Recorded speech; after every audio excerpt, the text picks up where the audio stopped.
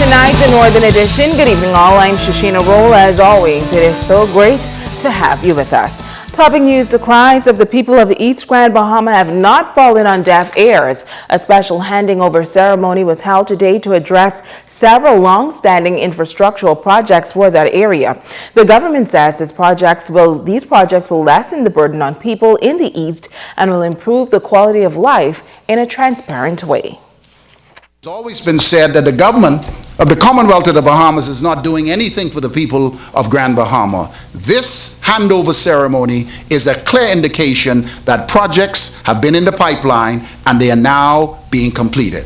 Minister for Grand Bahama, the Honorable Dr. Michael Darville, says the various infrastructural projects taking place in East Grand Bahama proves that the government is working hard to address many of the long-standing issues in that area.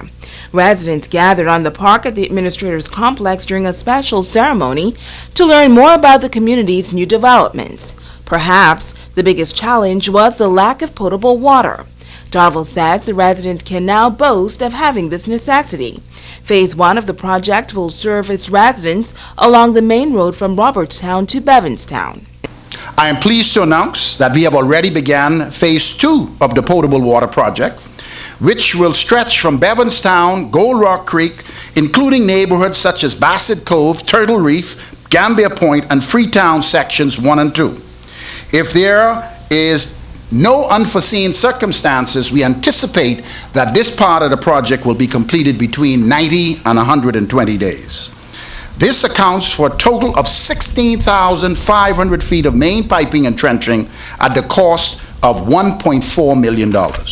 The East End community is also in need of a new public cemetery, as the current facility is filled to capacity. Minister Darville says while work is ongoing, the entrance of the new cemetery is complete, and the project was officially turned over to the administrator. We moved swiftly to address this inadequate situation. As a result, some 7.5 acres of Crown land was granted for the establishment of the new cemetery just up the road, and a contract was awarded. War construction, again, was generous enough to create the access road for us, and a contract was awarded for the construction for the cemetery wall. And that's not all. Residents of East Grand Bahama also heard more about Phase 1 of the government's housing subdivision in McLeanstown. The minister says for a long time, access to Crown land has been a concern to many. The government intends to put in place a new subdivision on approximately 52 acres of land located in East McLeanstown, north of the docking facility that you use to go to Deepwater Key. This subdivision will consist of single and multifamily lots, as well as areas located for commercial use.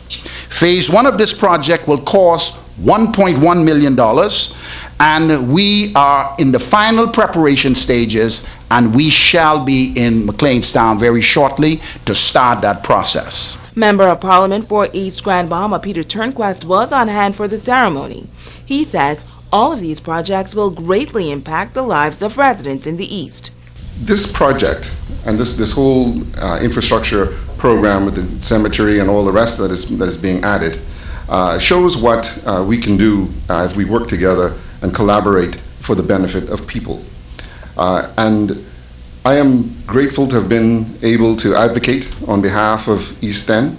I'm grateful to the Minister for Grand Bahama and for the government for having the commitment, or making the commitment and following through on that promise. And we certainly look forward to the completion of the project down to the missile base in short order. Now, two entities have worked hard to ensure that Phase 1 of the potable water project is complete. Cyprian Gibson of Water and Sewerage also attended the ceremony. This is yet again a good example of a well-executed project. I believe everybody deserves a round of applause.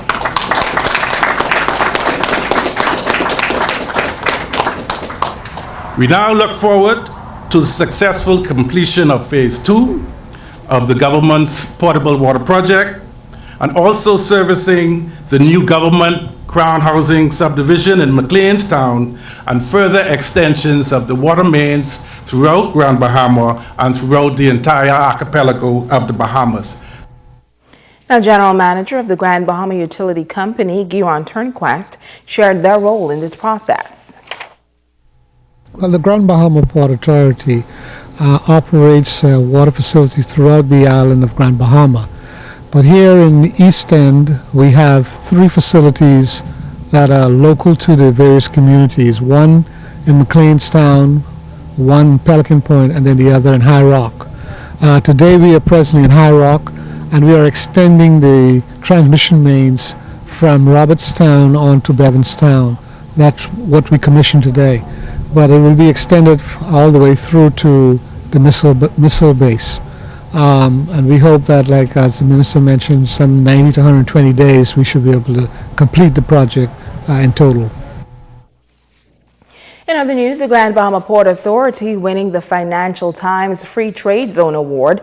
Last year, free zones, government entities, and investment promotion bodies were invited to showcase their zones, detailing attractiveness, facilities, and incentives offered to investors.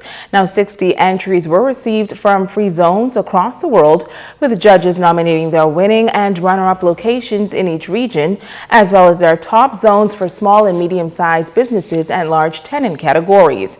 The Grand Bahama Port Authority's Invest Grand Bahama division was among the winners, capturing top honors in 4 categories, including Best Free Zone overall for SMEs in Latin America and the Caribbean, Specialist Award for Best Expansions, Specialist Award for Best Educational Support and Training, and Specialist Award for Best Contribution to National Economic Diversification. Port officials say they consider it a win for the country. This is the second time the Port Authority has entered such a competition. In other news, leaders of the Road Traffic Department and executives of the Grand Bahama Port Authority are expected to meet this evening with operators of Freeport Lift. It is a new company that is already allegedly in operation. It has been the target of much concern by members of the Grand Bahama Taxi Union. Based on its ad campaign, Freeport Lift is a mode of transportation that will take passengers anywhere in Freeport for just $10. Taxi drivers contend that this is illegal and further disenfranchise local drivers. Controller of Road Traffic Ross Smith confirmed that a meeting is planned for this evening with operators of Freeport Lift to address the issue and provide owners with the necessary information as it relates to public service licensing in this country. In news from the crime beat, Desi Mae Johnson, the woman accused of stealing from potential homeowners, has been sentenced to prison. Johnson, you may recall, was charged with stealing by reason of employment in 2011. She was accused of accepting funds from more than 20 persons for a real estate package of house and property, but she failed to deliver on the deal. When initially arraigned in 2011, Johnson pled guilty and entered a plea agreement to make payments to the complainants, but has since breached that agreement. She was subsequently sentenced to 6 years behind bars at the Bahamas Department of Corrections. And police have released the names of the 2 men who were shot and killed near a business establishment on Logwood Road last week. They are 27-year-old Joseph Bain of Leadell Avenue and 25-year-old Stefan Ledrans of Hunters. 2 young men were shot and killed following an alleged altercation, that is, shortly before 1 a.m. last Wednesday morning. Since then, police issued an all-points bulletin for 3 suspects wanted for questioning in connection with the incident. Officials are still appealing to members of the public to come forward with any information they may have on the whereabouts of the men. The first suspect is 19-year-old Caius Alfonso Duncombe of Baileytown, Bimini. He is 5 feet 9 inches tall, weighs about 124 pounds with medium brown complexion and average build. Now, the second suspect is 29-year-old Lucas Eugene Roll of Buccaneers Point, Bimini. He is 6 feet 1 inch tall with medium brown complexion, muscular build, and weighs about 160 pounds. The third suspect is Buccaneers Point, Bimini resident Terrence Jacob Roll Jr. He is 6 feet tall, weighs 190 pounds with dark complexion and average build. Now, if you can help police locate these 3 men, you should call 350-3107-12, 911-919, or you may call your nearest police station. Stay with us, there's more news right after this.